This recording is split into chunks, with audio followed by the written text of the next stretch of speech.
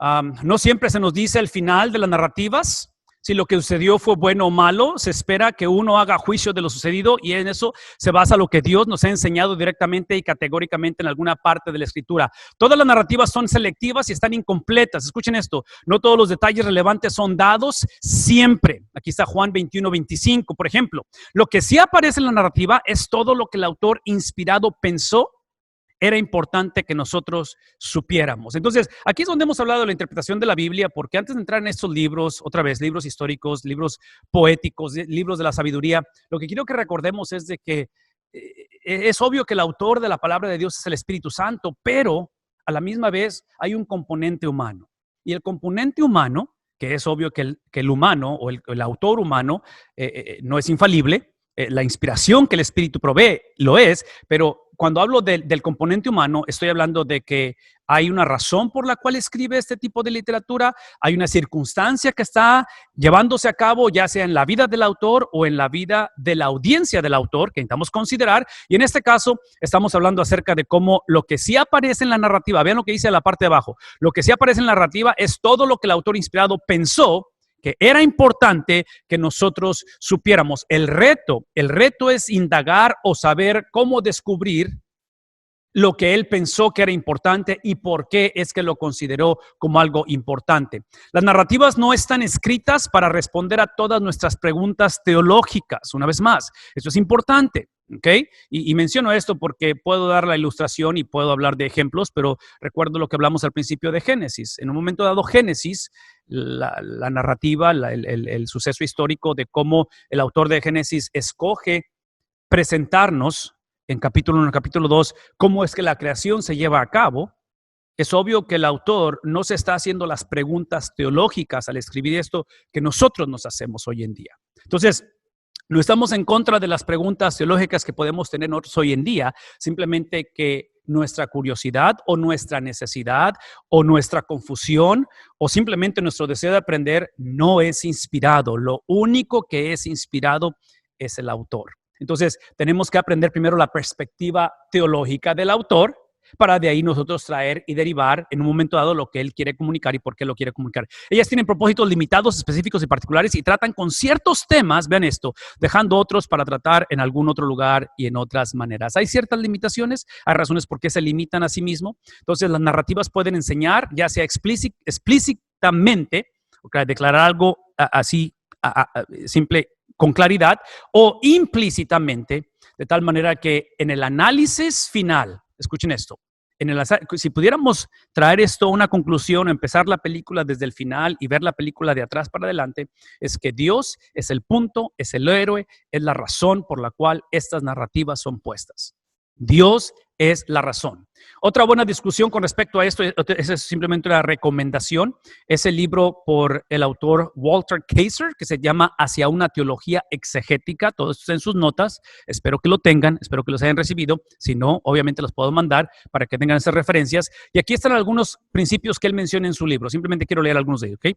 El único aspecto de las porciones de la narrativa de la escritura es que el escritor usualmente permite palabras y acciones de las personas en su narrativa para transmitir la verdad principal de su mensaje. Una vez más, él va a permitir las palabras y acciones de los personajes para poder transmitir esas verdades principales. Así, en vez de explicárnoslo por medio de declaraciones directas, tales como las que se encuentran en las porciones doctrinales o de la enseñanza de las Escrituras, el escritor, escuchen esto, tiende a permanecer alejado en lo que respecta a la enseñanza directa o declaraciones. En otras palabras, si ustedes observan y si ustedes tienen las tendencias que yo tengo, para mí es mucho más fácil predicar Pablo probablemente, porque Pablo tiene una manera de escribir que es más, yo diría que es más compatible con mi manera de pensar ahora en el siglo XXI. O sea, a mí me gusta pensar de una manera lineal, o no que me guste, pero esa es la manera en que sé pensar. De tal manera que me gusta ver una introducción, me gusta ver un principio, me gusta ver una parte intermedia, una conclusión, en algo que se va moviendo como algo que yo considero lógico. En cuestión de las narrativas, así es Pablo, en cuestión de las narrativas no es el caso. Esto está escrito de una manera un poquito diferente. Una es por la mentalidad hebrea, una es por las diferencias culturales y las diferencias de idiomas.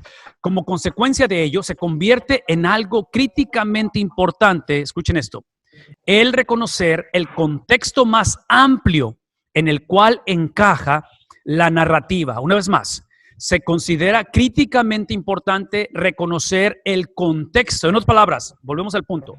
Lo que no podemos hacer o seguir haciendo es decir, y usando Génesis como ejemplo, tomar Génesis capítulo 1 y hablar de día 1, día 2, día 3, día 4, y nosotros al ver la palabra día, querer imponer nosotros o asumir nosotros, porque es como entendemos un día, son 24 horas. Independientemente si lo sean o no, lo que no podemos hacer es simplemente poner nuestro entendimiento de la palabra o de la frase simplemente porque aparece en la Biblia.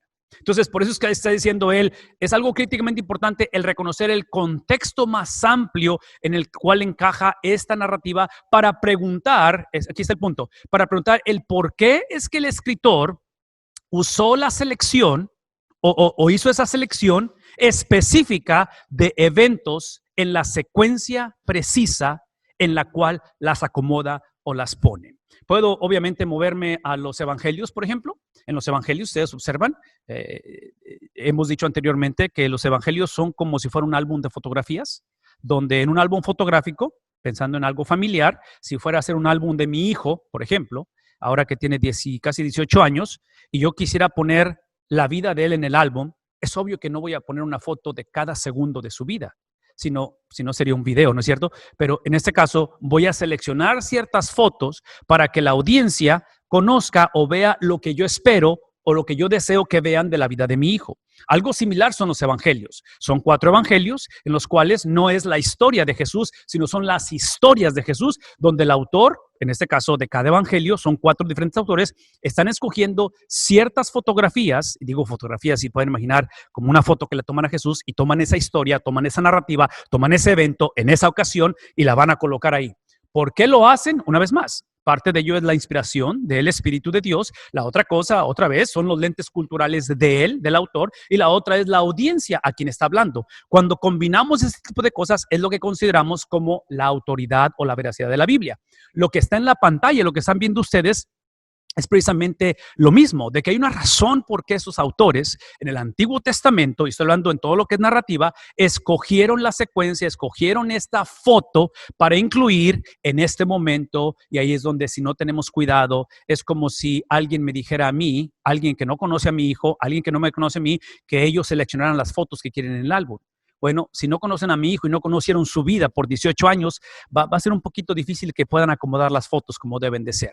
Las claves gemelas al significado ahora serán arregladas en episodios de selecciones de detalles de una mezcla de posibles personas, declaraciones o episodios. Por lo tanto, la reacción divina y estimación de estas personas y eventos deben con frecuencia ser determinadas por la manera en que el autor permite a una persona o a un grupo de personas responder al clima de la secuencia. En otras palabras, otra vez, está hablando de los destinatarios. Y en este caso, ahí es donde también es componente de cómo es que encontramos la veracidad, la razón por qué es que estos documentos son inspirados. Si el autor no ha interrumpido la narración para dar su propio estimación, en este caso el estimado de Dios, de lo que ha sucedido. Todo eso fue traído del libro que les mencioné hace un momento. Déjenme avanzar rápidamente. En las narrativas, la verdad se encuentra, vean esto, en las narrativas, la narrativa histórica, ¿sí? La verdad se encuentra en la unidad literaria completa y no en los detalles. Si pudiéramos recordar eso. Y esto es un principio de la interpretación de la Biblia en general, pero específicamente en las narrativas históricas es de suma importancia, como es el resto de la Biblia, pero hemos dicho anteriormente esto. La recomendación es no formar o no predicar doctrinas simplemente de versículos de la Biblia, aunque se encuentran en los versículos de la Biblia, pero predicarlos en el contexto de un párrafo, en el contexto de unidades literarias, y en este caso, observen cómo está hablando acerca de que la verdad no se encuentra en los detalles, se encuentra en la unidad literaria. ¿Por qué? Porque otra vez, porque si yo trato simplemente de agarrar el detalle y sacarlo, potencialmente lo puedo sacar a mi conveniencia. Potencialmente lo voy a hacer simplemente de la manera en que yo pienso que debe de hacer. Y en este caso hay un pensamiento, hay un flujo de cómo es que el autor está hablando, tratando de comunicar esto a su audiencia, y ahí es donde encontramos la verdad. Tenga cuidado de no usar textos bíblicos como una excusa para probar puntos o el usar narrativas del Antiguo Testamento como un precedente para su vida. Dos niveles de interpretación rápidamente aquí, los actos redentores y reveladores de Jehová para la simiente de Abraham, ¿ok? Esto es extremadamente importante porque conecta, obviamente, el flujo de lo que estamos hablando, ¿sí? Son los actos redentores y reveladores con respecto a la simiente, la voluntad de Jehová para la vida de cada creyente. ¿Sí ven lo que está sucediendo aquí? No, en otras maneras, vean el primero, ¿sí? Los actos redentores y reveladores de Dios con respecto a la simiente de Abraham. En otras palabras, esta conversación obviamente inicia desde ese cumplimiento, esa promesa que encontramos en Génesis capítulo 12, Génesis capítulo 15, y encontramos esa línea que se empieza a mover, ese flujo que hay ahí. Y eventualmente, observen eso, cómo es que eso se transmite, inclusive en las conversaciones que hemos tenido anteriormente, es la cuestión de, ¿cuál es la palabra que estoy buscando? Del dispensacionalismo. Y en lo personal, esta es mi interpretación personal y obviamente aquí hay diferencias de cómo se ven estas cosas y yo no tengo ningún problema con que haya diferencias, pero en mi opinión personal, yo no creo que se trata de los israelitas, yo creo que la historia se trata de un israelita. Yo no creo que se trata de los judíos, pienso que es del judío. Entonces, a raíz de ello es que lo que Dios habló, hizo, creó, formó con Abraham es por el propósito de una universalidad del evangelio. ¿Por qué menciono esto?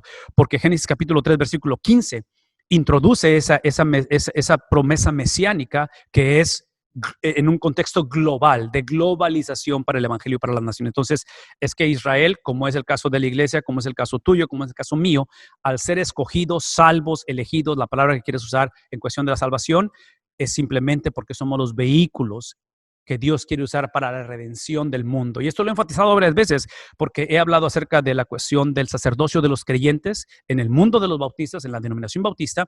Lo hemos usado por mucho tiempo en la cuestión de ese sacerdocio como simplemente la habilidad de que tenemos acceso al Señor, lo cual lo tenemos, y lo traducimos en nuestra política o en nuestra estructura de gobierno en la iglesia, donde todos tenemos derecho de votar y cosas por el estilo. Otra vez, esta clase no se trata de eso, simplemente el punto que quiero hacer, porque quiero que contextualicemos el plan redentor de Dios y lo que está en la pantalla, que es la voluntad de Dios para todo creyente, es que hablando de Éxodo capítulo 19, donde Dios antes de dar la ley le dice, ustedes van a ser una nación de sacerdotes para mí. Primera de Pedro 2, que es 8, 9, 10, donde habla, vosotros sois real sacerdocio, nación santa, Apocalipsis 1, 6. Esos pasajes, esa cuestión de sacerdocio, esa cuestión de real sacerdocio, nación santa, es precisamente para llevar a cabo la tarea de evangelización. Yo no creo que es para un VIP o para una cuestión de una generación selecta, inclusive una generación que se crea o que piensa que es inmune de situaciones difíciles. Cuando lleguemos la próxima semana a los profetas, nos vamos a dar cuenta que parte del problema del pueblo de Israel es que ellos tradujeron esa doctrina de elección, donde Dios escoge a Abraham, escoge a su familia, escoge a la nación de Israel, como exactamente lo opuesto, como una cuestión de elitismo. No es lo que la Biblia enseña. El primero se enfoca en conocer a Dios. Estoy hablando del primero, que fue la A, cómo es que Dios, la redención y la revelación de Dios para la simiente de Abraham. Y el segundo tiene que ver con el servirle a Él. Una es para conocer a Dios, la otra es para servirle a Él. Entonces, si pudiéramos cerrar esta sección aquí para avanzar a lo que sigue de esta manera. Cuando hablamos de la doctrina de la salvación, de la redención, de la regeneración, de la elección, como lo quieran usar, cualquier término, por favor, grábense esto o escríbanlo por ahí. Esa es la doctrina de la salvación o la revelación de Dios. Es que Dios ha salvado o Dios salva en el Antiguo Testamento para servicio. Te he salvado para salvar a muchos. Servicio. En el Nuevo Testamento es para similitud a Cristo. Romanos 8, versículos 28, 29. Es para que a través de cómo todas las cosas trabajan para bien. ¿Para qué? Para que crezcamos en semejanza a la imagen del primogénito, del que es el primero entre muchos. Entonces, menciono todo esto porque es lo que encierra esta cuestión de la revelación de Dios y es lo que yo creo que es la base bíblica de toda la interpretación de este tipo de género en el Antiguo Testamento. Yo me encontré con estas notas que otra vez ya las mandamos, las deben de tener en su correo, pero son 7 reflexiones con respecto a la narrativa bíblica en la predicación de la narrativa bíblica. Este es de uno de los teólogos de nuestra cultura, de demasiada influencia, maestro del Nuevo Testamento, D.A. Carson es su nombre, Y yo quisiera que esto otra vez lo apuntaran, nos lo lleváramos, lo viéramos, porque esas son cosas que él está recomendando que hagamos al predicar narrativa histórica de la Biblia. Y entre paréntesis, este principio, o cuando usamos el lenguaje de narrativa, no es solamente el Antiguo Testamento. Acuérdense que en el Nuevo Testamento también hay el libro de los Hechos. Es una defensa de este autor llamado Lucas, en el cual él está documentando históricamente, está poniéndolo, estructurándolo, presentándolo, y creemos que parte de su proyecto o de la razón, aparte de la inspiración, es porque él está creando lo que llamamos apologética, una defensa, presentándole especialmente al gobierno y a la cultura. Este tema es extremadamente relevante hoy en día, al gobierno y a la cultura, documentando eventos para comunicarle al gobierno que el cristianismo no es una amenaza al gobierno, que no lo somos, porque es obvio que en aquellos tiempos siempre el gobierno estaba temeroso de que fuera a ser, ¿cómo se dice?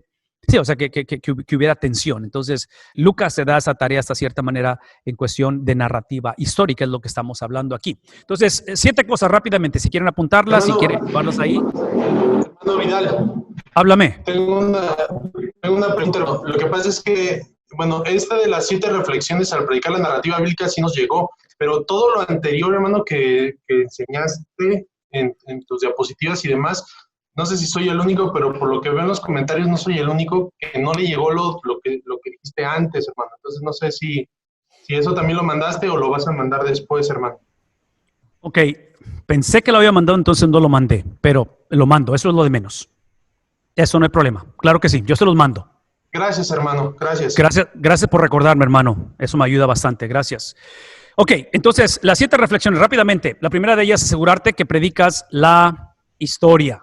Otra vez, porque la tendencia, con lo que hemos dicho anteriormente, nuestra tendencia es que muchas de las veces, independientemente de qué parte de la Biblia queremos, nuestra tendencia es tratar de buscar algo que decimos en nuestra mente, que me ayude, que ayude a la iglesia, que me ayude en la situación que estoy viviendo, que me ayude para decidir porque estoy en esta encrucijada. Y otra vez, esa perspectiva es válida, esa perspectiva es hasta cierta manera inevitable, pero por eso es que creemos que hay leyes o hay principios para interpretar la Biblia. Y menciono todo esto porque me han escuchado hablar acerca de la diferencia entre el indicativo y el imperativo. Cuando D.A. Carson habla acerca de asegurarnos que predicamos la historia, tenemos que tener cuidado en no iniciar, y esto que estoy por decir se aplica en toda predicación, no nada más en la narrativa histórica. Si están predicando poesía, están predicando literatura apocalíptica, están predicando los evangelios, no importa, las epístolas, lo que estén predicando, es asegurarnos que el sermón o la predicación no inicia con el imperativo. Es simplemente una manera para decir, un imperativo es un mandato. Lo opuesto a imperativo sería como una sugerencia. Ese es un mandato. Entonces, en la Biblia encontramos mandatos, encontramos órdenes, encontramos la gran comisión, encontramos, en fin, Jesús hablando, los apóstoles, el Antiguo Testamento. Pero aquí está el punto. Si no tenemos cuidado, nosotros muchas veces pensamos o enfocamos nuestra atención en la aplicación, en ilustrarlo, en tratar de traer algo que la gente pueda relacionarse con él. Nada en contra de ello, porque Cristo fue precisamente un maestro para hacer esto. Cuando él habla en parábolas, es una manera sumamente importante de contextualizar o de encarnar el mensaje. Pero, eso es algo que he enfatizado mucho, eso no es el evangelio. La mejoría, la reforma, la transformación de la conducta del hombre no es el evangelio. Ese es el producto del evangelio. Cuando él está hablando acerca de asegurarnos que predicamos la historia, yo quisiera retomar la conversación y recordarnos que mi experiencia, mi testimonio, mi hambre o tal vez mi desilusión de la iglesia o de Dios, o tal vez mi indiferencia o tal vez este fuego consumidor que tengo, eso no es autoridad. Yo no estoy en contra de lo que sentimos o lo que nos ha pasado, pero la autoridad está en la historia, está en lo que sucedió, en el indicativo, en lo que el Espíritu Santo hizo, ha hecho a través de ciertos contextos, ciertas personas, ciertas experiencias, que es obvio. Esta es la razón por la que estamos hablando de esto. Esta historia y toda historia de la Biblia, toda narrativa histórica de la Biblia, todo evento apunta y es procesado o interpretado a través de una sola persona, y su nombre es Cristo. Ese es el punto. Entonces, asegurémonos que el sermón o los sermones en este tipo de enseñanza o en este tipo de género literario, asegurémonos, o mejor dicho, déjenme poner de esta manera, no asumamos que la gente sabe la historia de la que estamos hablando. Cuando mencionamos a David y Goliat, no asumemos que la gente automáticamente sabe la historia. Si vamos a dar la narrativa o la historia de Elcana con Penina y con Ana como esposas, en primer libro de Samuel, capítulo 1, no asumamos que la gente automáticamente sabe. Narremos la historia, y en este caso es la historia del Evangelio, obviamente. Número 2 es precisamente la contraparte. Asegurémonos que predicamos más que la historia. En otras palabras, cuando nos enfocamos en predicar el Evangelio, y el Evangelio se encuentra en toda la Biblia, es obvio, iniciamos con esa historia, ese Evangelio o esa historia produce una aplicación o un cambio de conducta, y es donde está el imperativo. Entonces, no estamos en contra del imperativo, pero el imperativo tiene que fluir. Una cosa que yo he estado argumentando o he estado enfatizando en otras clases y en diferentes conversaciones es asegurarnos de esto, porque es obvio que no estoy en contra de la aplicación, no estoy en contra de la creatividad, pero yo estoy convencido que cuando iniciamos con lo no negociable, que es el Evangelio, y una vez más, el Evangelio simplemente es todo lo que Cristo hizo y todo lo que Cristo dijo. Una vez más, todo lo que Cristo hizo por 33 años, ¿sí? Eso es el Evangelio, y todo lo que Cristo dijo de su persona por esos 33 años. Esas dos cosas, hizo y dijo, eso es el Evangelio. Entonces, cuando iniciamos con eso, lo que va a producir es el flujo de aplicarlo, es el flujo de simplemente contextualizarlo. Nos da la libertad de entrar en la creatividad. Entonces, lo que está hablando aquí es que nos aseguremos que no nada más prediquemos la historia, no nada más la gente nos escuche predicar y digan, pues qué bueno que el pastor no echa mentiras, pero la verdad es que no le entendí la mayoría de las cosas que nos dijo, no lo entendí. Y número 2, lo poquito que entendí no tiene nada que ver con lo que está pasando en mi vida ahorita. No hay conexión o no hay relevancia. Entonces, ahí es donde nos tenemos que asegurarnos. El punto aquí es que simplemente conectemos la historia con el resto de la Biblia, con el resto de los libros, del libro o de los libros, si es que es un autor que escribe múltiples libros. Entonces, en este caso, otra vez, no nada más saquemos cosas fuera de contexto, sino que hay una conexión, que hay un flujo de las cosas que se estén moviendo a través de ello. Número 3, asegúrate de anclar la narrativa en la teología bíblica. Este es extremadamente importante y podría pasarme el resto del día hablando de esto. Aseguremos de anclar la historia, la narrativa, importante que la narrativa tiene que estar anclada en la teología bíblica. ¿Por qué? Algunas diferencias. En la teología sistemática, por ejemplo, y entre paréntesis, nada más para ilustrar la teología sistemática, voy a ir rápidamente en la pantalla, así es que síganme aquí en la pantalla. Déjenme mostrarle qué es la teología sistemática a diferencia de teología bíblica, si acaso a alguien le interesa saber esto. En la página de Dr. Bob Utley, que es la que tienen aquí enfrente de ustedes, van a encontrar ustedes la página Free Bible Commentary, comentario bíblico gratuito.org.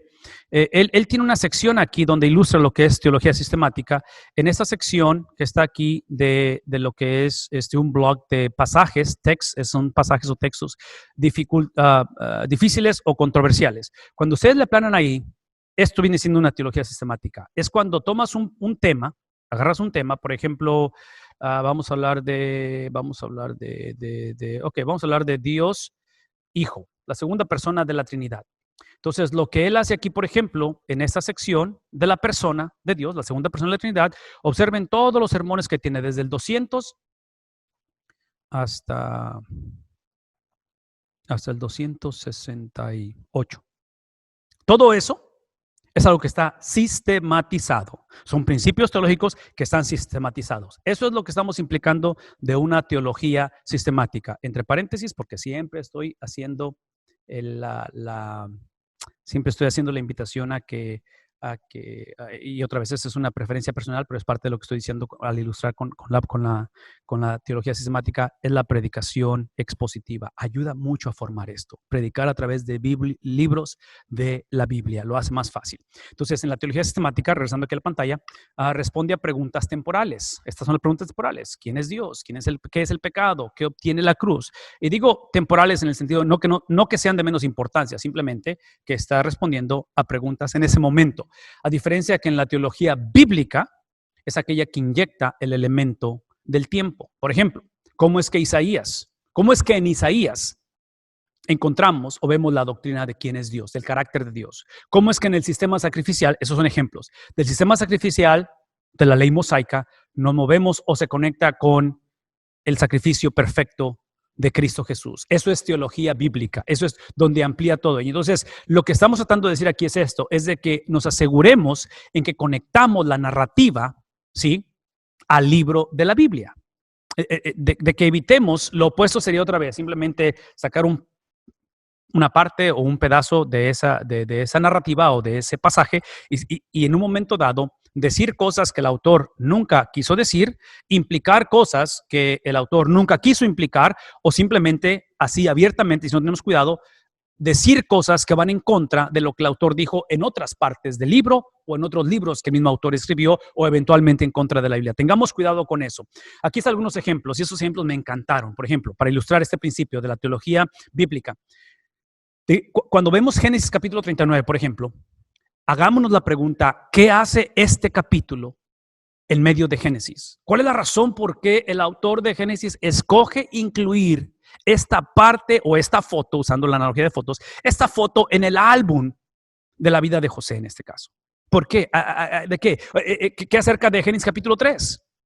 En otras palabras, hay una razón por qué el autor de Génesis escoge poner después del capítulo 1, capítulo 2 y pone exactamente ahí el capítulo 3 y pone esa pieza literaria, esa narrativa histórica. ¿Cuál es la razón? Eso es lo que nos ayuda a hacer. Eso es lo que nos ayuda a hacer cuando evitamos simplemente tomar un pasaje, sacarlo, ignorar todo lo que está antes y después y simplemente correr con la idea y construir ya sea una doctrina o sea un sermón y comunicarlo a la gente. Y en un momento dado no es tanto de que podamos potencialmente predicar cosas que no son bíblicas, que lo podemos hacer, pero aquí el punto es la disciplina de no preparar el sermón el sábado en la noche, la disciplina de un sistema de interpretación bíblico que otra vez te forza o te contextualiza la interpretación de cada género de la Biblia de acuerdo a sus estructuras, de acuerdo a cómo el autor quiso decirlo, quiso implicarlo, la audiencia que primeramente escuchó ello, cómo lo entendieron ellos,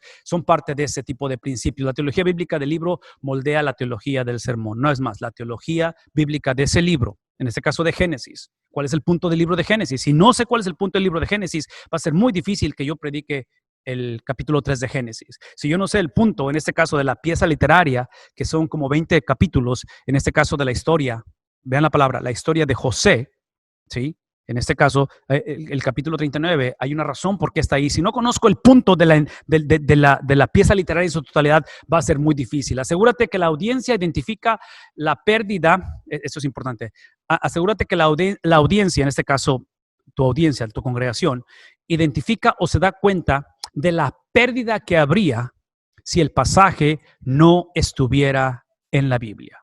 ¿Qué quiero decir con ello? El capítulo 39, por ejemplo, es que el capítulo 39 es mucho más que una historia de moralidad. Estamos hablando de la tentación de José, ¿recuerdan? Cuando la esposa de Potifar, ¿sí? El capítulo 39 está en un contraste donde antes y después encontramos lo que es Judá llevando a cabo su fechoría de relación sexual, en el cual hay un contraste. Empezamos a ver de que si no ves el entretejer de la historia, eventualmente esa experiencia del capítulo 39 no lo lleva a ser el primer ministro de la nación más poderosa del mundo.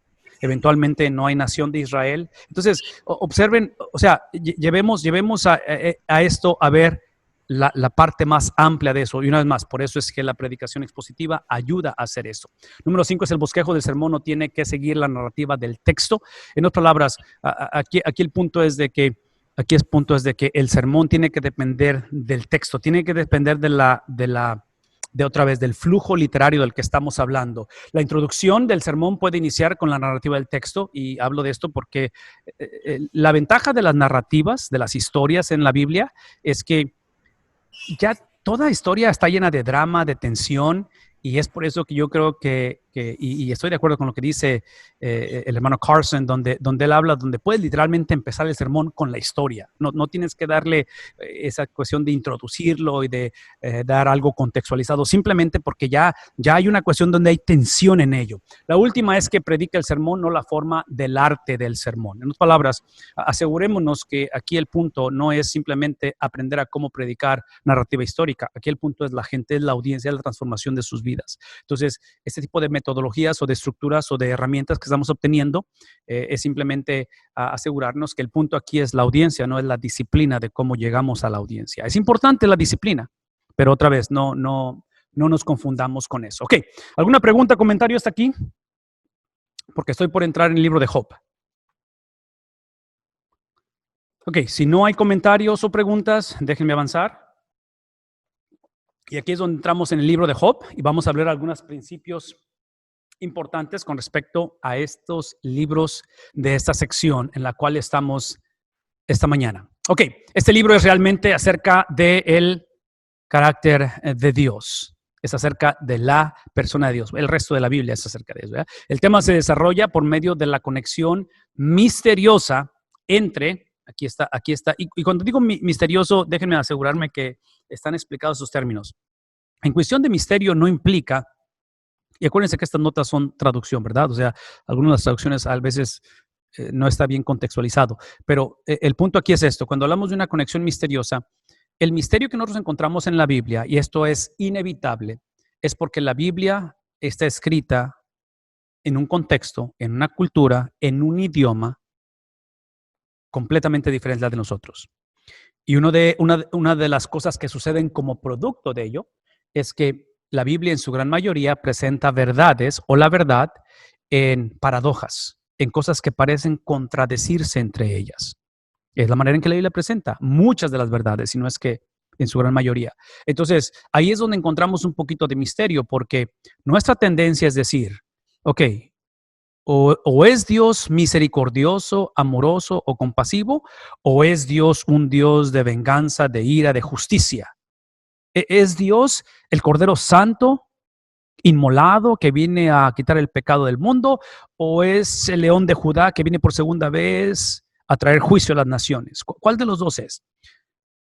En la mentalidad hebrea, que es la mentalidad de sus autores, la respuesta va a ser sí. A nosotros nos gusta eso porque nuestra tendencia es uno u otro, ¿no es cierto? Esa es la manera en que pensamos, inevitablemente es lo que somos. Entonces, por eso es que tenemos que recordar que en la interpretación de la Biblia, y Job, siendo un libro en la Biblia, se aplica este tipo de interpretación. Hemos recomendado, y más adelante veremos esto en detalles cuando entremos en la clase de interpretación de la Biblia, hemos recomendado 7 preguntas para poder nosotros decir eventualmente esto es lo que la palabra de Dios dice. De las 7 preguntas que están en orden, las últimas 2, después de 5, las últimas 2 son las que tienen que ver con el lector, con el intérprete, con la perspectiva, con la contextualización, con la aplicación. Las primeras 5 preguntas de la interpretación de la Biblia no tienen nada que ver conmigo. Y menciono esto porque otra vez, porque si no tengo cuidado, mi tendencia a levantarme un martes en la mañana o un jueves en la noche que voy a la palabra de Dios y estoy preparando un sermón durante el día o lo que estoy haciendo, mi tendencia y la tendencia de la gente es que empecemos ¿con quién? Empecemos con las últimas 2 preguntas. No podemos empezar con nosotros porque la autoridad, una vez más, la autoridad de la Biblia no está en el intérprete. La autoridad de la Biblia está en el autor original, que es el Espíritu Santo, en el autor humano, en lo que él dijo, en lo que él implicó o quiso decir con lo que dijo, en lo que dijo en otras partes del mismo libro, en lo que otros autores dijeron del mismo tema en otras partes de la Biblia, y la última de las 5 es lo que los destinatarios entendieron, la audiencia a la cual escribió, ¿qué entendieron ellos de ese mensaje? A menos que yo responda esas 5 preguntas, no puedo empezar a tratar de contextualizarlo o tratar de aplicarlo a mi vida o a la vida de los demás. ¿Por qué? Porque es ahí donde voy a empezar yo voy a empezar a llevar a la Biblia a decir cosas que nunca quiso decir. y en un momento dado vamos a crear otra vez confusión.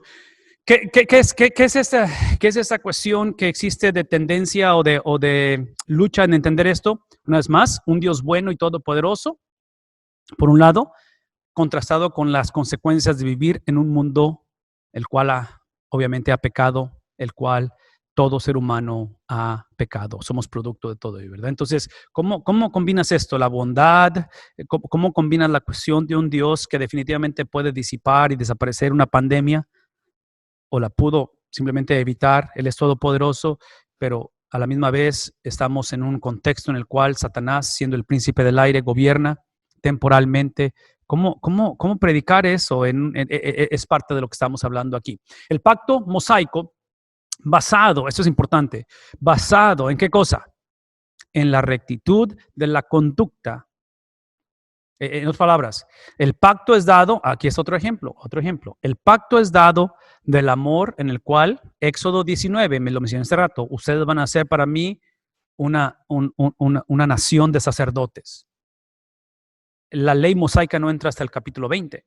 Entonces, antes de que entre la ley, ya Dios ya los había escogido, no por la obediencia de ellos, pero aún si no fueran a obedecer, Él ya los escogió. Entonces, es la cuestión del Dios en el cual dice, aquí está el pacto. El pacto es simplemente estos principios, estos estatutos, estas leyes, no son simplemente un montón de dirección o de principios para que me obedezcan. Es simplemente la manera en la cual, esto es el pacto, es la manera en la cual, siendo un Dios, que mi carácter, mi esencia es consumador, es la manera en la cual yo me puedo relacionar con ustedes de una manera beneficiosa. Si no ponemos estipulaciones, van a ser consumidos por mí. Entonces, en este caso, Dios en su misericordia se encarna, se hace un misionero, se manifiesta de tal manera que lo hemos visto a través de todo el Antiguo Testamento, manifestándose, hablando, haciéndose presente de tal manera que el hombre tiene la capacidad de beneficiarse de él. Pero por otro lado, así como Él lo ha revelado, y ese es su amor, por otro lado, ese amor se ejerce, se experimenta, se lleva a cabo en un contexto de obediencia, en un contexto de conducta. De tal manera que es ahí donde encontramos esto. El asunto o el punto central es, ¿podemos confiar en Jehová tomando en cuenta los caminos corruptos o torcidos de la vida? Esa es la pregunta que vamos a tener que lidiar. Job va a lidiar con ella y el resto de la Biblia y nuestra generación está lidiando. ¿Cómo confío yo en Dios cuando estoy siendo el destinatario directo de las consecuencias, tanto de mi pecado como el pecado de otros, como el ser herederos de lo que Adán nos ha otorgado, obviamente desde Génesis? ¿Cómo navegar esto? ¿Cómo navegar esto? Y voy a decir una vez más, porque les voy a dar el final de la película, hasta cierta manera. La respuesta a esta pregunta no la podemos simplemente extraer de un versículo, de una historia. Esa es la narrativa de la Biblia en su totalidad. Entonces, por ejemplo, aquí los tres amigos dan respuestas tradicionales, hablando de Job.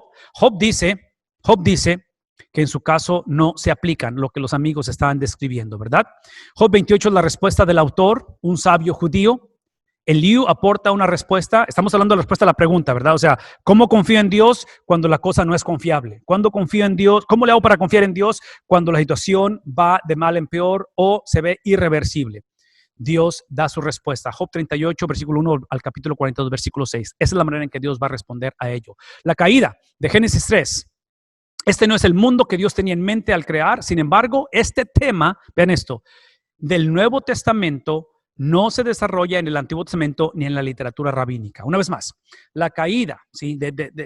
Es obvio que los autores del Antiguo Testamento estaban conscientes de Génesis capítulo 3, lo que sucedió, la caída del hombre.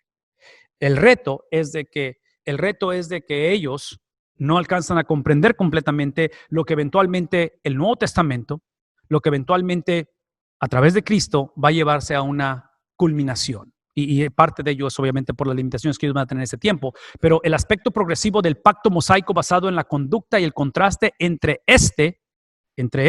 implicando el pacto mosaico y el nuevo pacto. Una vez más, el aspecto progresivo del pacto mosaico, que está basado en, ¿qué cosa? En obediencia y en fidelidad. ¿Sí?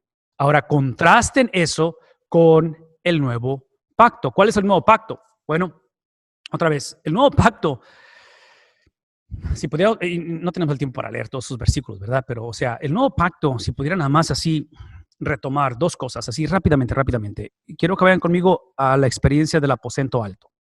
Aposento alto, la noche que Jesús va a ser entregado. Es simplemente decir, tomad, este es mi cuerpo que por vosotros y esta es mi sangre que por vosotros. Entonces, en esa experiencia que se considera que en el aposento alto es donde nace la iglesia, ese es el nacimiento de la iglesia, en esa experiencia de la celebración de la Pascua, es entender que este nuevo pacto no solamente es el cumplimiento de la ley, lo cual lo es, o sea, Cristo está llegando al final de su peregrinar, Cristo está llegando al final de cumplir y de vivir y de expresar y de manifestar toda la ley en su plenitud. Él es la expresión de ella, Él es el cumplimiento de ella. Pero lo que tenemos ahí en ese momento es una relación de pacto ahora entre Cristo con, en este caso, con sus discípulos, eventualmente con la iglesia.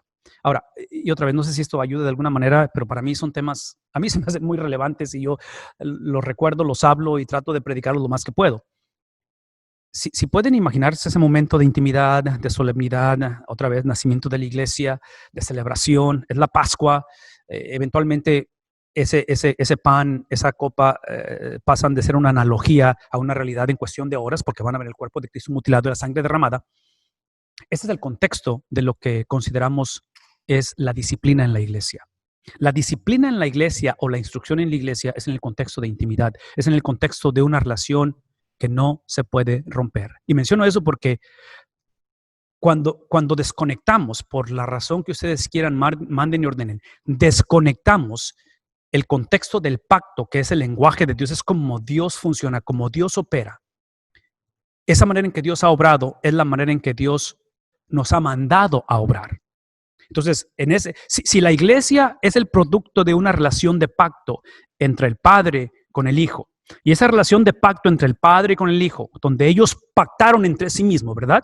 Pactaron entre sí mismos. Y ese pacto produjo la salvación. Entonces nosotros, como iglesia, pasamos a ser parte de ese pacto.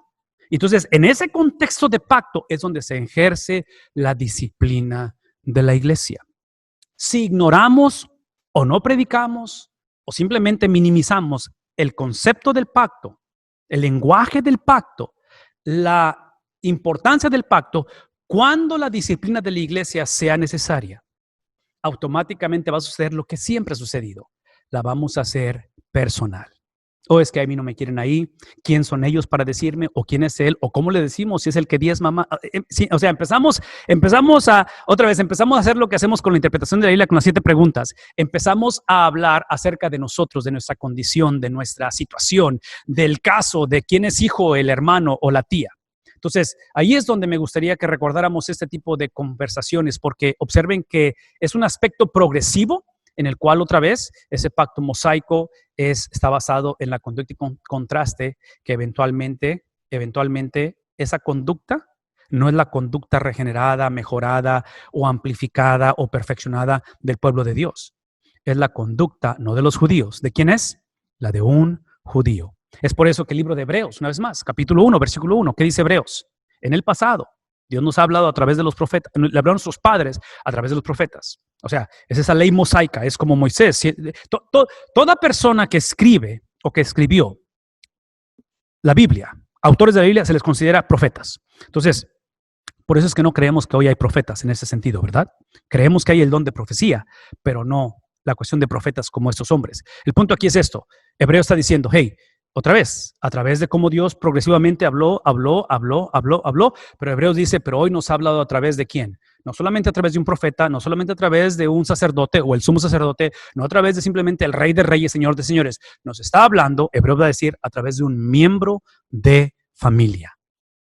Miembro de familia. ¿Por qué? Porque importante que fue y que es la conducta que viene siendo el imperativo. Importante que es el que vivamos los principios establecidos desde Éxodo capítulo 20 Esa conducta no es la meta. Esa conducta es el producto de la meta. Esa conducta no es lo que me lleva a una relación con Dios. Es la relación con Dios que produce en mí esa conducta. Y otra vez, es la conducta foránea, la conducta de alguien más que es la conducta de Cristo. Posibles razones para escribir este libro. En Job convergen o se interceden 3 asuntos teológicos, rápidamente, 3 de ellos. Y otra vez, aquí es donde batallamos, ¿ok? Entonces, recordémosle a la gente, recordémonos a nosotros mismos, retomemos la conversación. Hablar de bondad y justicia no es contradicción de términos, ¿sí? En otras palabras, en Estados Unidos, y yo sé que en México no cantamos y en Latinoamérica no cantamos más las rancheras, el problema de esta nación de Estados Unidos y del mundo entero es que no le tememos a Dios. Ahora en las iglesias o en los lugares públicos tenemos esos botes con el líquido para ¿cómo se dice? El gel para antibacterial. Yo siento que eso es lo que hemos hecho con Dios. Lo hemos puesto en un concepto, en un contexto antibacterial y lo hemos limpiado y lo hemos esterilizado, donde lo tenemos en un concepto, no sé, pienso como un tío muy bondadoso que nunca va a estar enojado y que nunca me va a castigar. ¿Sí? No. Sí, bondad y justicia van literalmente a la par. Son como las dos piernas. ¿Cuál de las dos necesitamos más para caminar? Exacto, esa es la pregunta.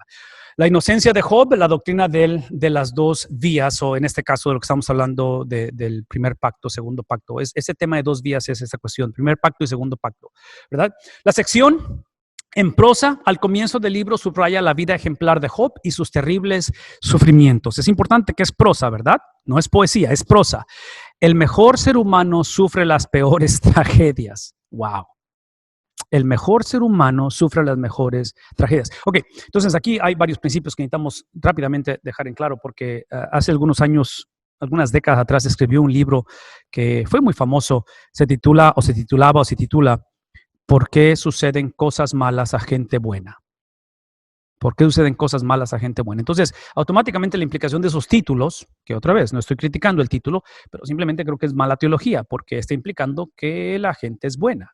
Y a la luz de la Biblia, no hay justo ni siquiera.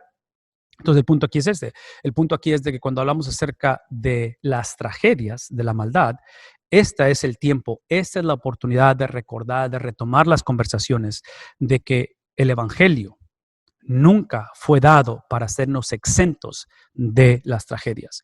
El Evangelio existe o fue dado precisamente para demostrar que en medio de las tragedias, Dios lo usa no solamente para expandir su carácter, su esencia en medio de nosotros, pero para hacernos caminar o crecer en similitud a Cristo. Hebreos 5:8, donde habla que Cristo fue perfeccionado a través del sufrimiento. Entonces, es obvio que no promovemos el sufrimiento, es obvio que no encontramos gozo en el sufrimiento, no predicamos un evangelio de que entre más sufres, más te pareces a Cristo. Simplemente lo que estamos diciendo es de que la invitación a venir a Cristo no puede seguir siendo, y digo no puede porque el evangelio de la prosperidad ha hecho estragos.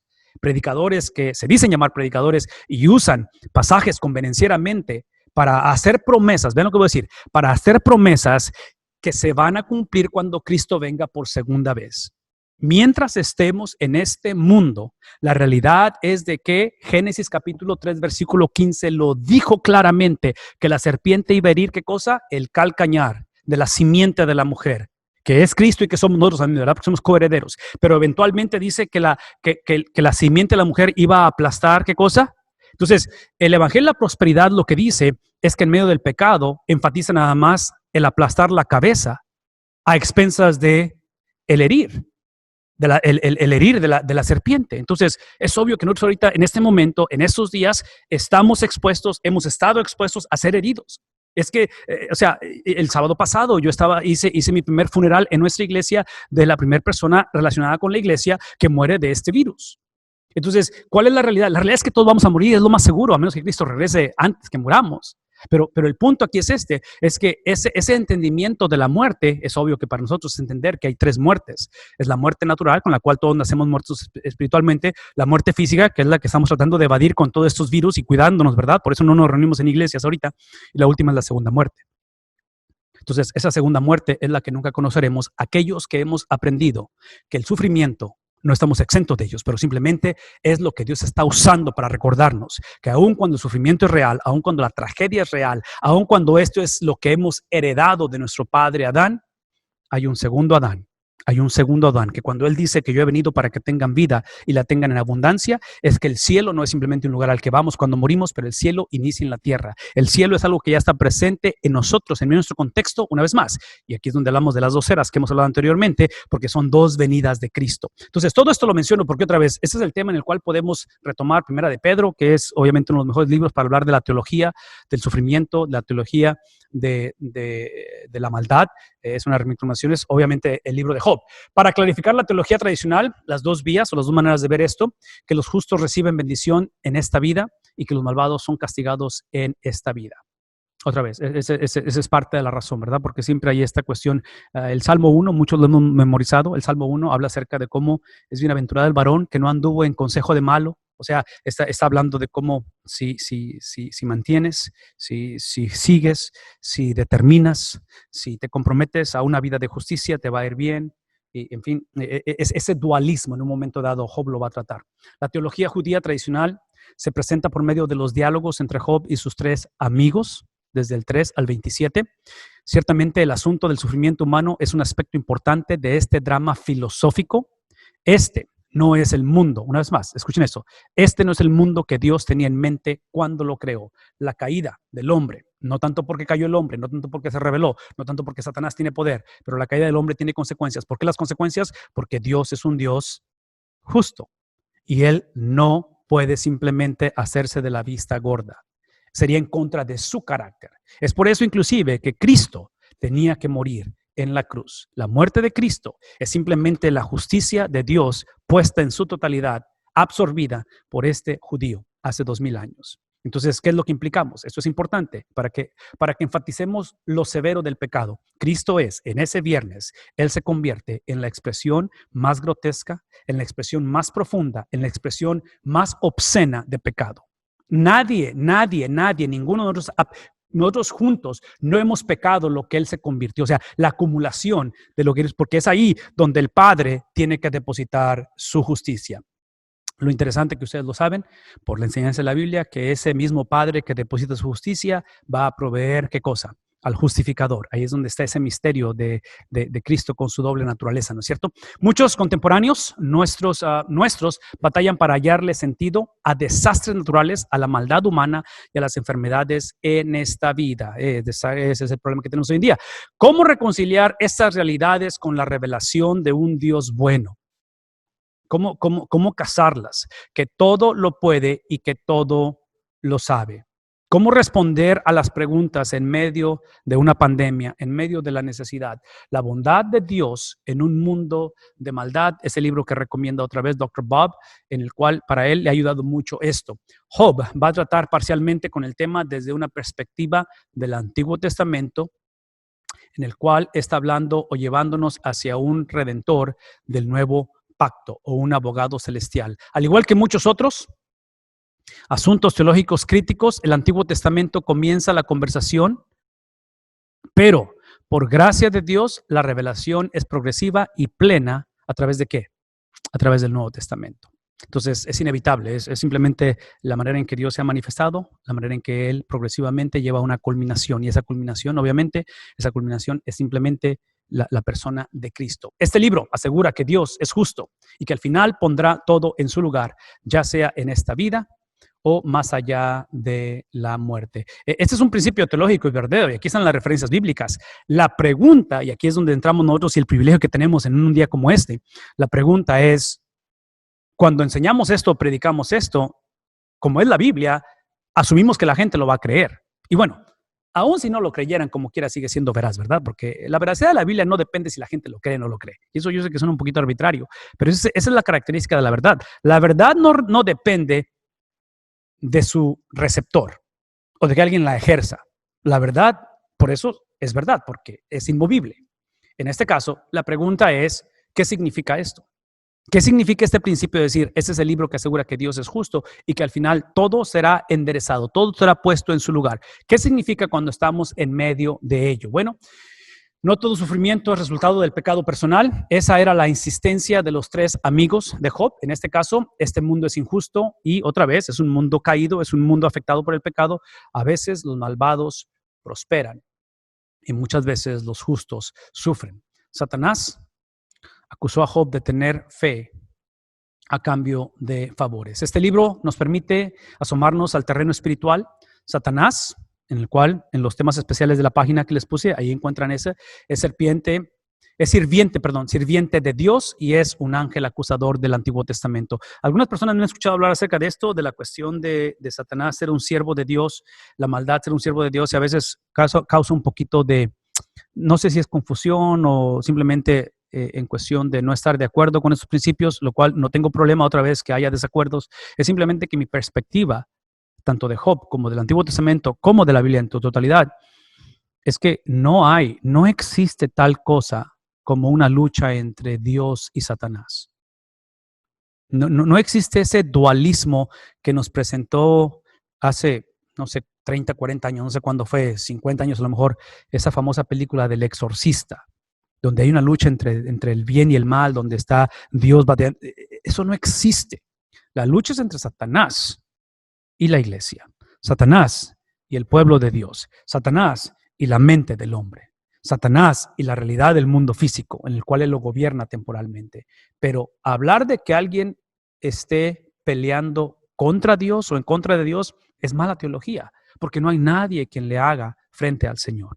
Es simplemente que Dios en su soberanía y en su misterio, esto no lo sé por qué, alcanzo a entender un poquito de eso, pero realmente no lo alcanzo a entender en su totalidad, es porque Dios escoge usar al ser humano en un contexto de fragmentación, de debilidad, de rebeldía, decide usarlo para demostrar que seres angelicales mucho más poderosos que el ser humano, cuando ese ser humano depende en su totalidad del Dios que está por encima de los seres angelicales, el ser humano puede hacer mucho más cosas, viviendo en una vida consagrada a Dios. A diferencia de ser un ser supremo, porque Satanás es un ser supremo, seres angelicales supremos en rebeldía no pueden hacer, separados de Dios. Entonces, eso es lo que alcanzo a entender hasta ahí más o menos. De ahí en fuera no entiendo todos los detalles que quisiera entender yo. Satanás hace uso de la teología tradicional de los 3 amigos para probar a Job, en cierta forma, del mismo modo que utilizó las escrituras para tentar a Jesús en Mateo 4. Ese es el principio que encontramos también en Génesis, ¿no es cierto? Con Adán y con Eva. Cuando se aparece la serpiente, la pregunta es, ¿acaso dijo Dios? ¿Acaso dijo Dios? Entonces, sí, y otra vez, esto va a sonar bastante simple, esto va a sonar en un momento dado desconectado de muchas realidades, de mucha de nuestra gente, de muchos de nosotros esta mañana, pero la pregunta es, ok, ¿cómo casamos la realidad de que Dios es soberano, Dios es poderoso, Dios es amoroso, Dios está a favor de nosotros, pero esta es la realidad? Estamos viviendo en una situación deplorable, en una situación irreversible. Las consecuencias van a pasar, va a requerir generaciones para que nos recuperemos de lo que estamos viviendo. O sea, ¿cómo casar esto? Es simplemente pedirle a Dios que nos dé la habilidad. Esa es la habilidad que Dios concede a sus hijos, la habilidad de creer que su palabra es confiable.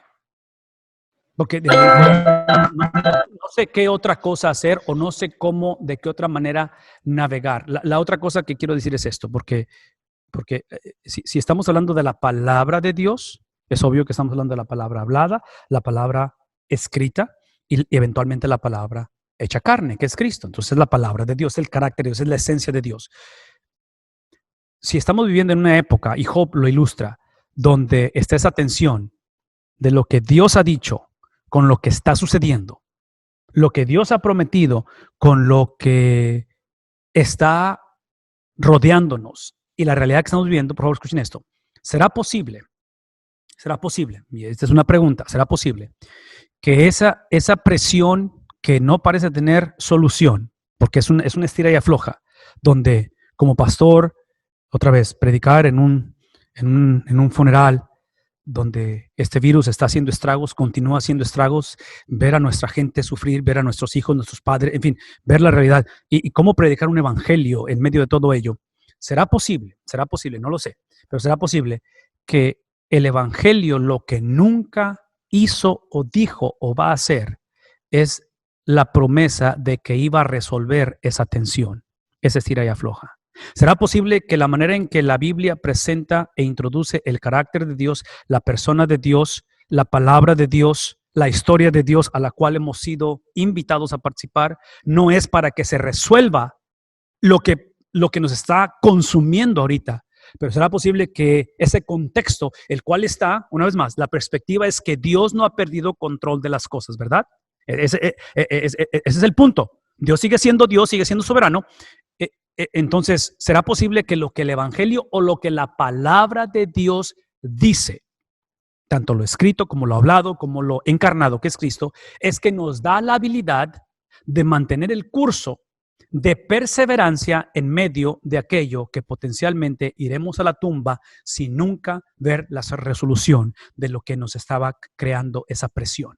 ¿Será posible? Y no estoy en contra de que Dios lo resuelva, no estoy en contra de que haya una vacuna, no estoy en contra de que el desempleo descienda, no estoy en contra de que sanemos. Todo eso oramos y seguimos orando y tenemos el privilegio de orar y se ve, y Dios lo ha estado haciendo. Dios obviamente está sanando a algunos, lo que Él decida hacer, pero el punto aquí es de que simplemente si continuamos perpetuando esta mentalidad de que la palabra de Dios solamente tiene sentido o la credibilidad de Dios solamente tiene sentido cuando Él hace lo que yo espero que Él haga, es obvio que Él no sería Dios, porque Él no va a hacer lo que yo espero que Él haga. O, me explico, o sea, ya hemos visto esto o lo hemos hablado. Las citas bíblicas y las verdades que contienen se mencionan de manera aislada y se convierten en verdades a medias que deben ser balanceadas e interpretadas junto con otros textos. Una vez más. Es narrativa histórica, ¿verdad? Entonces, es difícil simplemente tomar un capítulo, ciertos versículos y afirmar una doctrina, en este caso de una pieza literaria como la de Job. Observen que las verdades que se ven o que se entienden como si estuvieran a medias, ¿sí? Es porque tienen que interpretarse y balancearse con otros textos por el mismo autor o potencialmente por otros autores. Entonces, otra vez, contexto. ¿Qué es el punto? Véanme, por favor, véanme. En momentos como estos, donde estamos teniendo acceso a infinidad de predicaciones, a infinidad de recursos, y no estoy en contra de nada de ello, tenemos acceso a un montón de cosas. Esta es la invitación.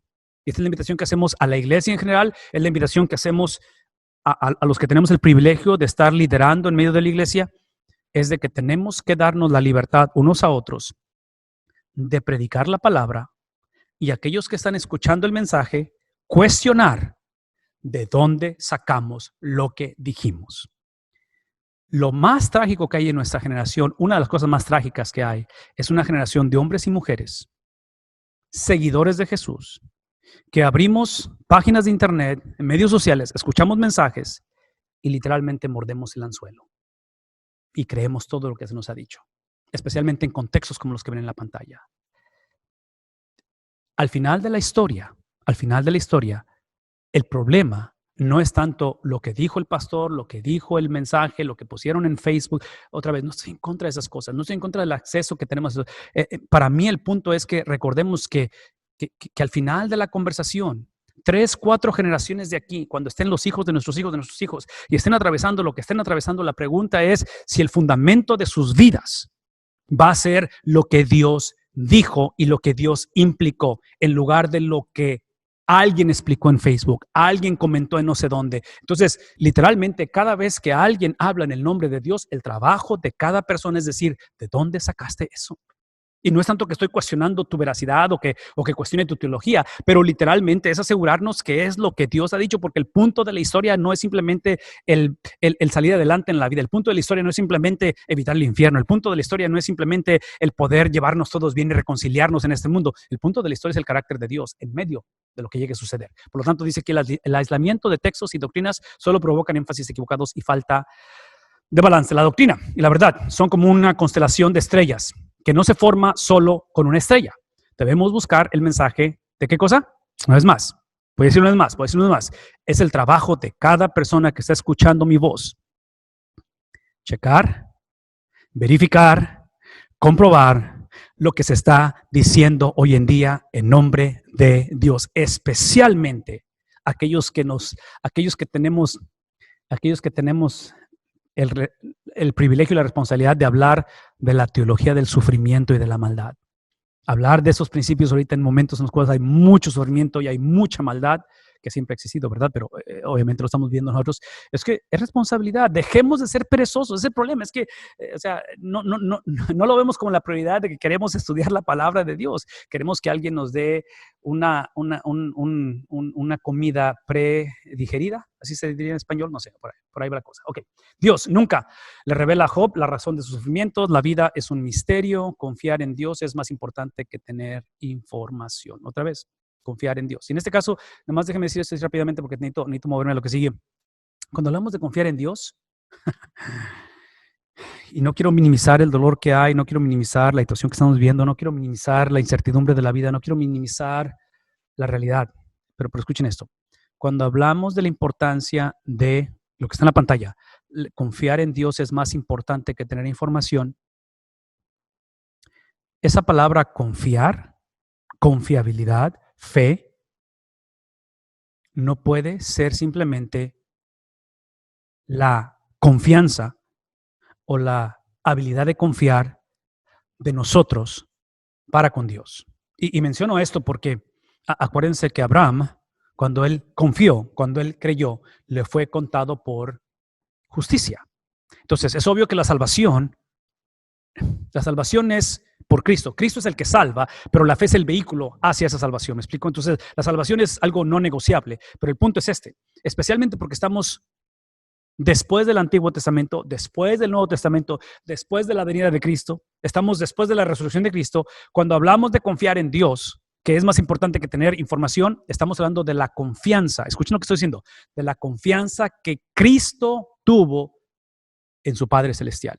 No estoy hablando de una fe incrementada en la vida del cristiano. No estoy en contra de que crezca nuestra fe. No estoy en contra de que practiquemos las disciplinas espirituales de poder leer la palabra de Dios, orar y simplemente cultivar y fomentar. Por eso estamos haciendo lo que estamos haciendo hoy en día. Pero el punto aquí no es simplemente nosotros llegar a una conclusión teológica y decir, esta es la razón por qué el COVID-19 existe y esta es la razón por qué. O sea, otra vez, no estoy en contra de esas cosas, pero para mí el punto es este. Esta es la pregunta. Y espero que al leer a Job, eso sea lo que venga, porque Job está apuntando hacia un Mesías, ¿verdad? Querramos o no querramos, está apuntando hacia el cumplimiento de todo lo que Job está experimentando es Cristo. La pregunta es sí, somos cristianos, es porque se nos ha acreditado, habita en nosotros la fe de Cristo. No solamente fe en Cristo, pero la fe de Cristo. Porque si ustedes observan, al final de la historia, ese domingo en la mañana, cuando Cristo es resucitado entre los muertos, ¿sí? La resurrección de Cristo es simplemente el Padre diciendo, comunicando y diciendo, tu fe, tu fidelidad, tu perseverancia ha sido aprobada. Y por lo tanto, por tu obediencia al pacto, por tu obediencia a la ley, es que calificas para ser resucitado entre los muertos. Entonces es obvio que la única fe que el Padre acepta es la fe de Cristo. Entonces el problema de la iglesia hoy en día es que tratamos de crear nuestra propia fe. Tratamos de crear nuestra propia versión de la fe, tratamos de crear nuestra propia manera de expresar la fe, y no estoy en contra de la fe, o sea, la fe, el creer es algo con lo cual literalmente es algo nato en nosotros, o sea, es algo que emana del ser humano, pero el punto aquí no es tanto que tanta fe tenemos, no es tanto que tanto hemos aprendido a confiar en Dios, el punto aquí es, conozco la fe de Cristo. Y si la conozco, eso implica que ha sido acreditada a mí. Entonces la pregunta es, y aquí es donde nos acercamos a la palabra de Dios, la pregunta es, ¿cómo es que las disciplinas espirituales de la oración, de la lectura, de la congregación, de todo lo que hacemos, cómo es que esas disciplinas me ayudan a activar, a poner en acción la fe de Cristo? Aquí está la advertencia. Si ustedes observan la fe de Cristo no fue popular. La fe de Cristo es contracultural. La fe de Cristo es la fe que eventualmente el apóstol Pedro, en sus cartas, el apóstol Pablo, estando encarcelado escribiendo a los Filipos, va a decir en el capítulo 1, versículo 29, porque para mí el vivir es Cristo en su totalidad, en su manifestación, ejerciendo la fe, y cuando yo muero, es simplemente la fe sin ninguna interrupción. Entonces, a dónde voy con esto es que simplemente yo creo que la razón que no nos interesa mucho activar la fe de Cristo que ya está en nosotros como cristianos es porque la fe de Cristo hasta cierta manera es una fe radical, es una fe que en lugar de que me lleve a prácticas como el Antiguo Testamento, a llevar sacrificios al altar, Antiguo Testamento, por fe, sacrificaban. La fe de Cristo en mí implica que ahora yo soy el sacrificio. Que en lugar de ir a un altar y sacrificar y regresar a mi vida cotidiana, ahora literalmente, Pablo dice en Romanos capítulo 12, ahora somos sacrificio, ¿qué cosa? Vivo, agradable a Dios. porque mi vida ahora se vive en el altar. Ya no existe esa cosa que voy, sacrifico y regreso a mi vida cotidiana. Ahora me quedo y vivo el resto de mi vida en el altar. Por lo tanto, ahí es donde decimos que mientras más años he vivido y más he estudiado, está hablando Dr. Bob acerca de su persona, dice, la vida como las escrituras, más me veo obligado a afirmar que el misterio de es una categoría teológica válida. Otra vez, esa tensión no resuelta, ¿verdad? Espero poder responder preguntas como estas. Aquí están las preguntas que sería bueno como una serie de sermones, hablando de Job o hablando de ese tipo de temas. ¿Qué hay de la gente que nunca ha escuchado el evangelio? ¿Qué va a pasar con ellos? ¿Qué hay de quienes mueren demasiado jóvenes? ¿Qué hay de los que no pueden entender?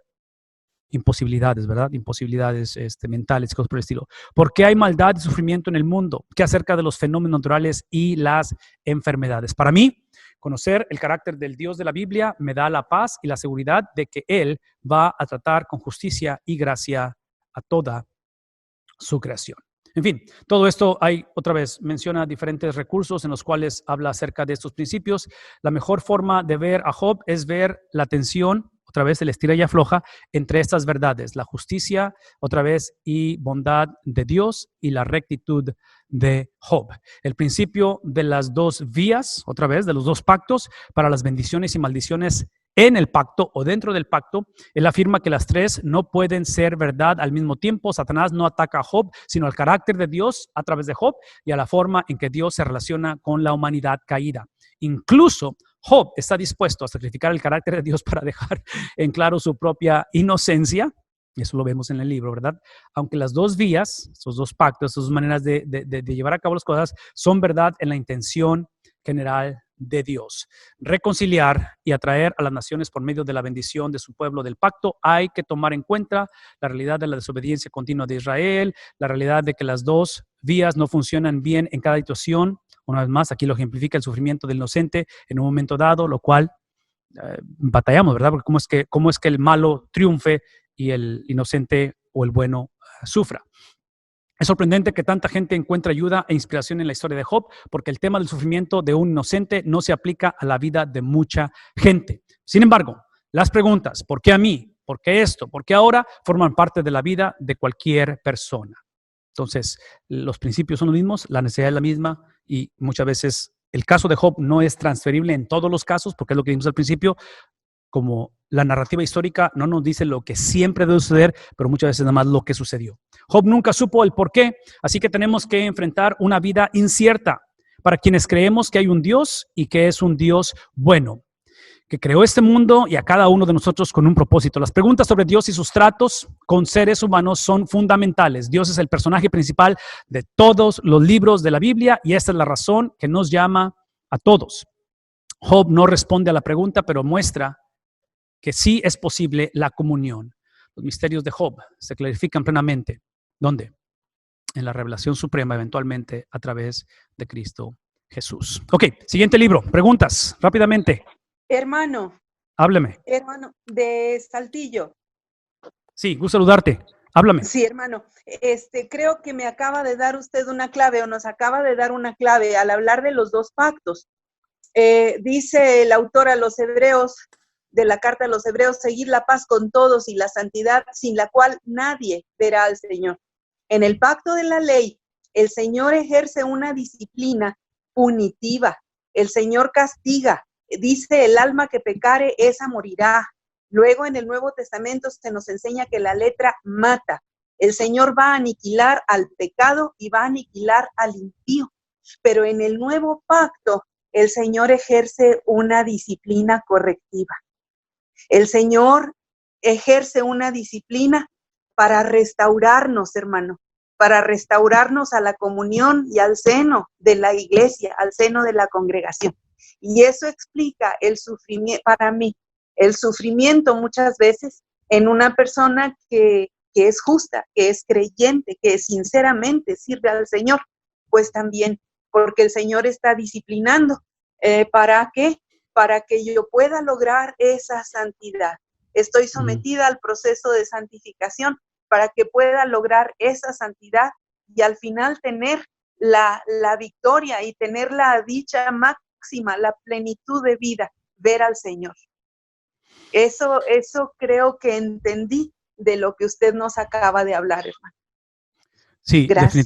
definitivamente, gracias. Definitivamente es un resumen de lo que hemos estado hablando desde el contexto de pactos, porque recordar una vez más, el propósito de la salvación no puede seguir siendo o creer que es simplemente cielo después de que morimos. Está incluido, evitar el infierno también lo está, pero el propósito de la salvación, de acuerdo a la palabra de Dios, y esa es parte de la razón por qué Cristo habita o vive por 33 años, es caminar en similitud a Cristo en la tierra.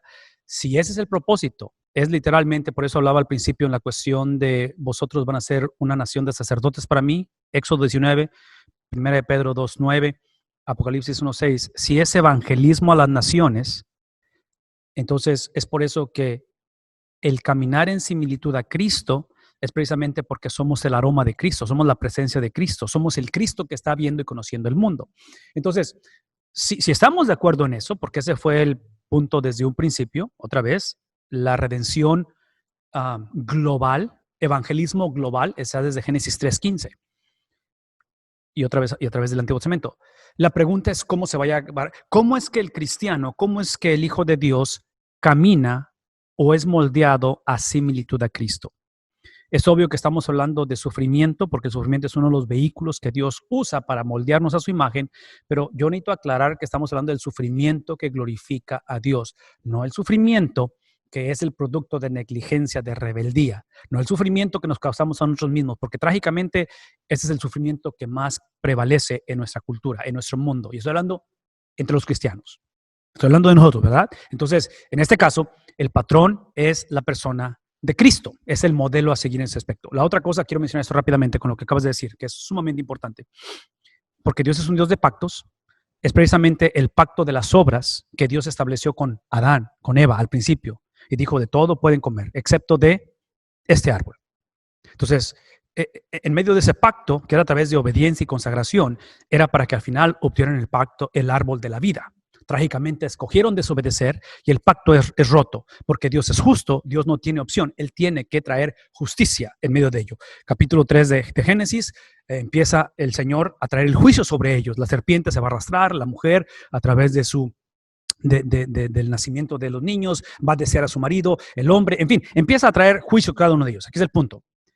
Al momento en el cual Adán desobedece y rompe ese pacto de obras, es en capítulo 3, versículo 15, donde Dios promete y anuncia la llegada del pacto de gracia. Y ese pacto de gracia implica que a través del segundo Adán, no a través de la obediencia de Israel, a través del segundo Adán, que Israel simplemente, como ustedes lo saben, es el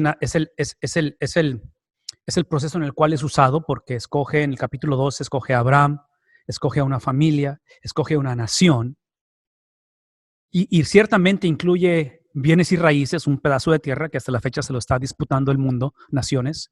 Sí incluye una cuestión étnica, en cuestión del judío, tienen un papel importante en todo ello, pero sabemos que el punto de esa experiencia, desde Génesis capítulo 12, capítulo 15, tanto incluye el grupo étnico, el pedazo de tierra, todo eso, pero al final es la simiente de Abraham. No son los judíos, es el judío. Entonces, a través de ese judío que viene a través de ese linaje, a través de esa línea, es que precisamente lo que el primer Adán violó, perdió, decidió desobedecer al escoger el otro árbol, al violar el pacto de gracia implica que el segundo Adán, en su perfección de vida, en su perfección de obediencia, lo que el primer Adán no pudo hacer, no quiso hacer, ¿sí? Es que ahora el segundo Adán lo va a experimentar, lo va a vivir, lo va a manifestar, que al final de su caminar, al final cuando Él es puesto en un madero y Él resucita, es por eso que hablamos de que la salvación del hombre no puede estar basada simplemente en el perdón de pecados o en la inocencia del hombre. Tiene que estar basado en la justicia, en la perfección de Cristo, porque Él le fue otorgado, a Cristo le fue otorgado esa vida. Lo que el primer Adán, otra vez, lo que el primer Adán rechazó al tomar del árbol que no debe haber comido, y rechazó el segundo árbol, que es el que estaba designado para él, pero por su rebeldía, este segundo Adán llamado Cristo es el que obtiene ese árbol, y por eso es que Él nos dice, yo he venido para que tengan vida y la tengan, es la vida abundante que el primer Adán debió de haber recibido y experimentado. Entonces, en medio de todo eso, observen la gracia que obviamente implica justicia. Observen la gracia que eventualmente se manifiesta en ese viernes donde el Padre pone su justicia sobre el Hijo y conocemos el resto de la historia, ¿no es cierto? Ok, ¿me permiten avanzar? Si no hay ningún otro comentario, pregunta. Déjenme ir rápidamente al libro de los Salmos. Israel creía que el todo de la vida, ese Salmos, se relacionaba con Dios a través del pacto. Una vez más, es obvio que en el libro, es obvio que en el Antiguo Testamento la mentalidad hebrea, no nada más antiguo, pero también el nuevo, porque es la misma mentalidad hebrea. No existe cosa como vida de iglesia y vida secular. No existe cosa como vida privada y vida pública, o vida ministerial y la vida de familia. Eso no existe en la Biblia. Esa no es la mentalidad de la Biblia. En la Biblia existe una perspectiva de que, otra vez, como lo ven en la pantalla, es de que Dios se relaciona. Escuchen lo que estoy diciendo. Se relaciona, no que apruebe todo de la vida. No estoy diciendo que lo está aprobando, simplemente que Él, en otras palabras, Dios siempre ha tenido la habilidad de redimir cualquier aspecto de la vida. Todo aspecto de la vida puede potencialmente ser redimido. Y estoy hablando aspectos de la vida a nivel personal, a nivel familiar, a nivel comunidad.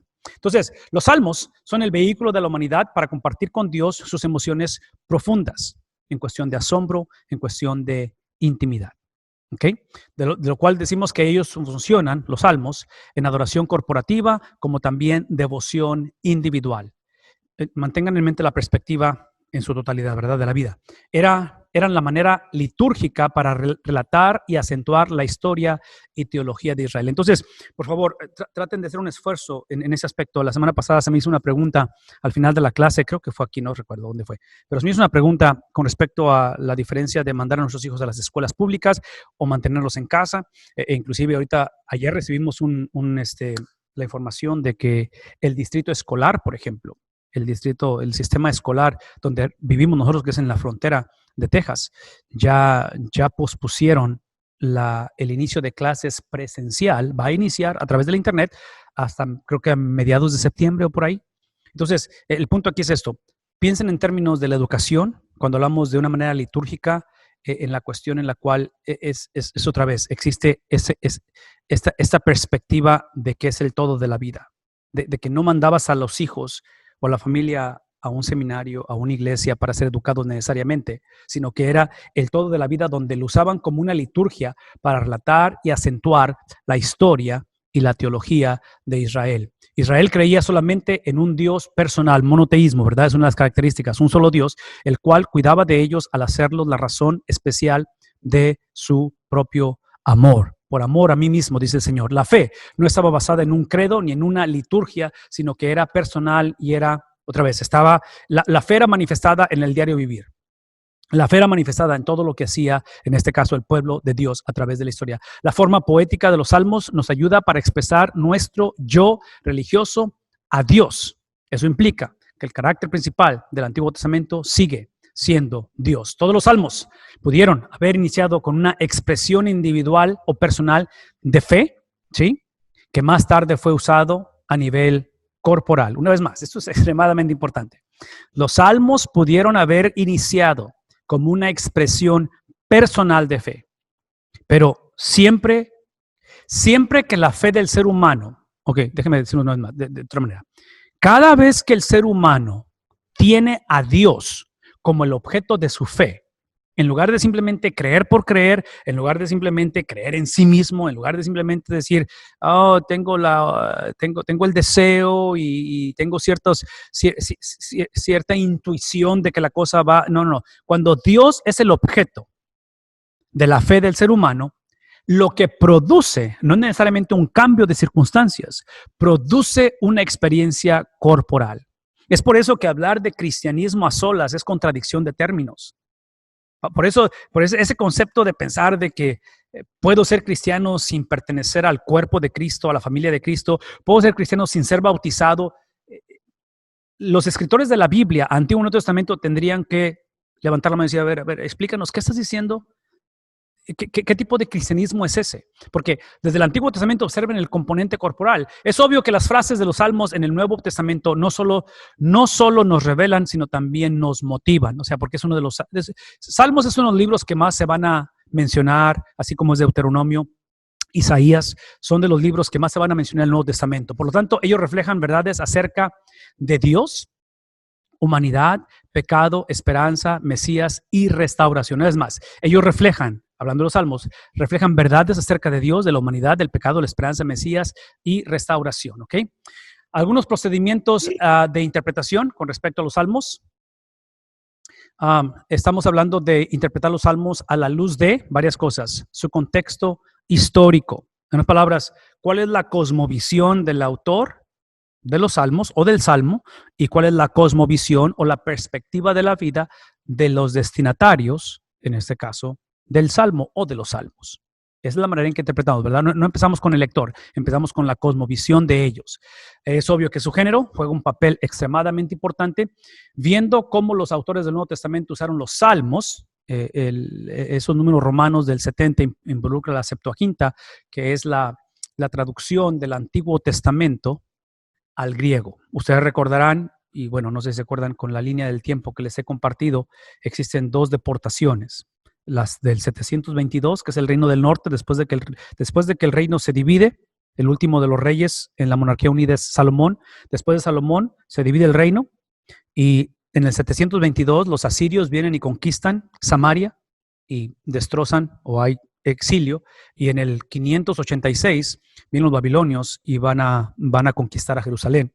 Entonces, a raíz de esas deportaciones, donde la tierra es desolada y ellos son llevados prisioneros, es que conforme pasa el tiempo y vienen lo que podríamos llamarle como avivamientos, como el retomar la conversación de lo que hemos olvidado, reconociendo que, acuérdense que la perspectiva de estos judíos, de estos hebreos, era que cuando te portas mal, Dios te castiga, cuando te portas bien, Dios te bendice.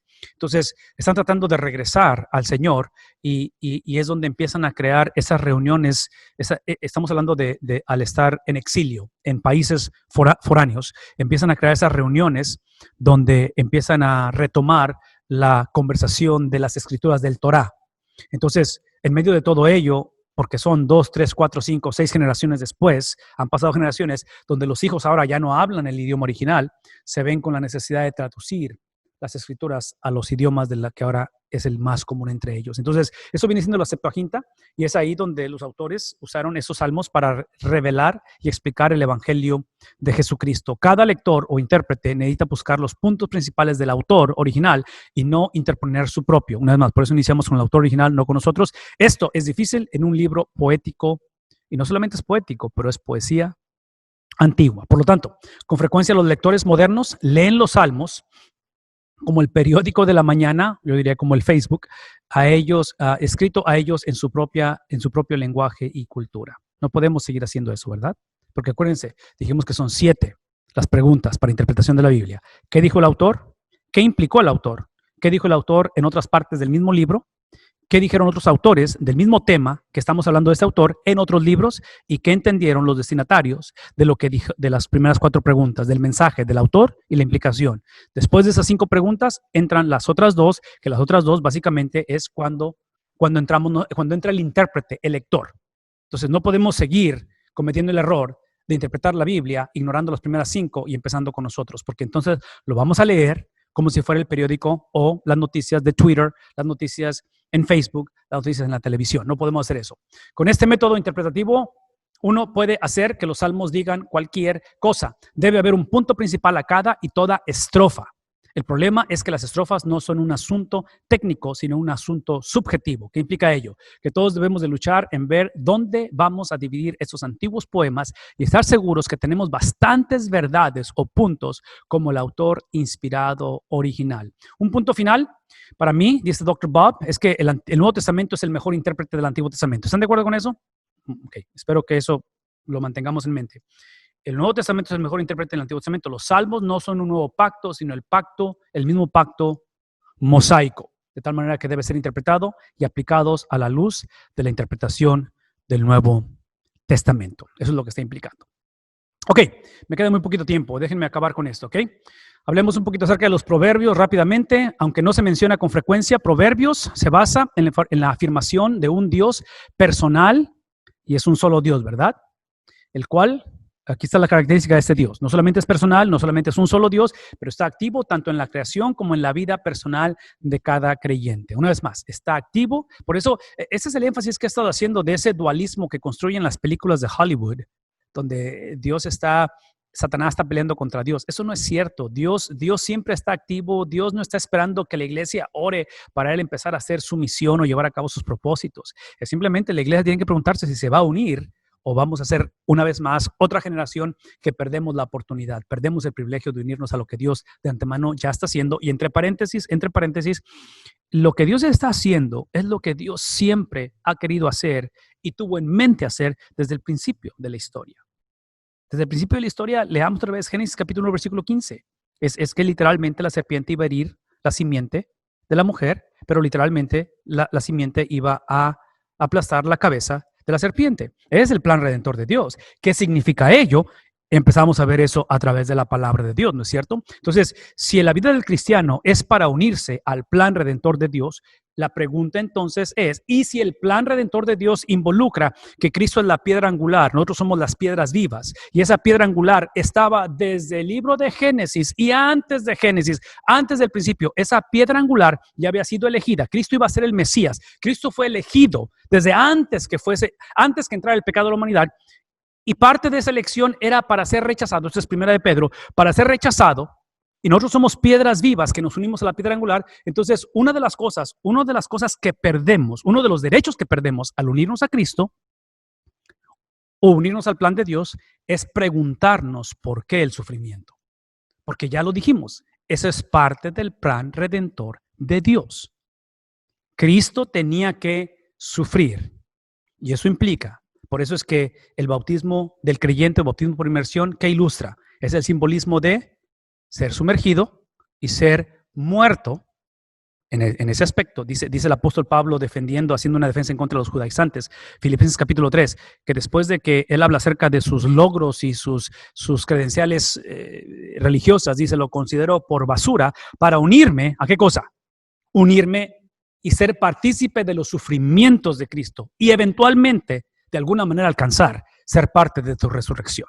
Entonces, ¿no creen ustedes que potencialmente lo que está sucediendo hoy en día, la cultura, las tragedias, la tensión, la incertidumbre, lo que está haciendo, está exponiendo la teología de la iglesia o la falta de teología? O tal vez está exponiendo cómo el evangelio de la prosperidad nunca va a funcionar, no ha funcionado y sigue siendo una distorsión de lo que Dios desde antes de la fundación del mundo, él tenía preestablecido para hacer esto. Y entre paréntesis, observen que Israel, porque hablé de las deportaciones ahorita, 722, 586, esas deportaciones, sí, y esto va a sonar bastante simple y a lo mejor no es conveniente poner de esta manera, pero lo voy a decir nada más para ilustrar mi punto, porque sé que hay verdad en esto.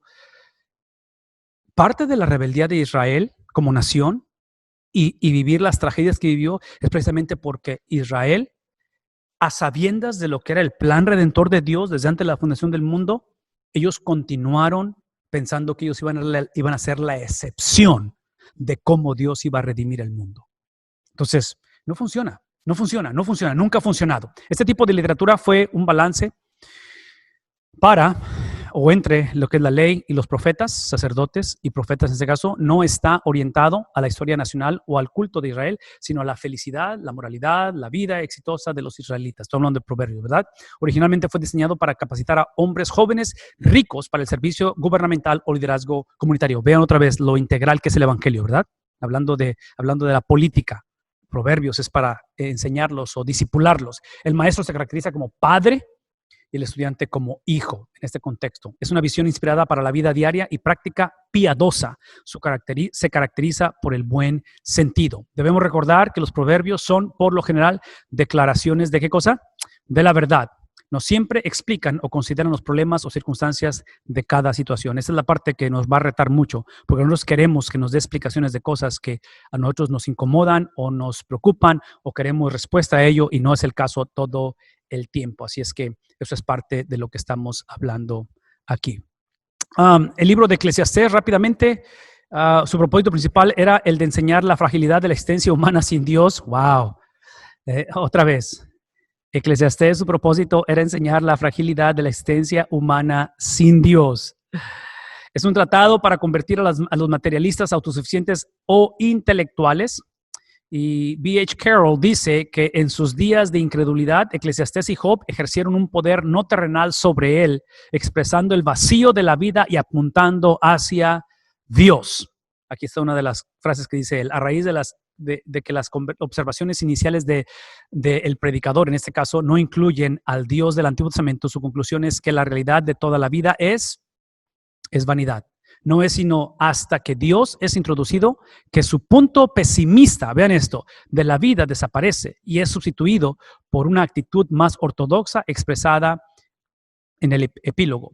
La felicidad y el contentamiento se encuentran y empieza a enlistar diferentes pasajes para decir que está la felicidad y el contentamiento en la fe y en la obediencia hacia Dios, el placer del hogar y la familia y el trabajo de cada uno de ellos. Entre paréntesis, porque estamos hablando otra vez, Nuevo Testamento, post-resurrección, post-Cristo, y ahora estamos en la era del Espíritu Santo en el sentido de que es ahora la tercera persona de la Trinidad, la cual es la que cree en nosotros todo esto.